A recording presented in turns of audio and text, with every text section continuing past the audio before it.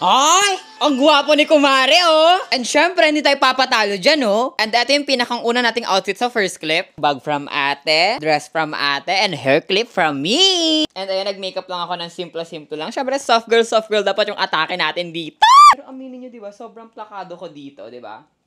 Ay! Ang muscle! Unti nang nawawala yung Barbie arms natin kaka-gym. Diba? Di nyo kaya yung papwes! So without further ado, simulan na natin!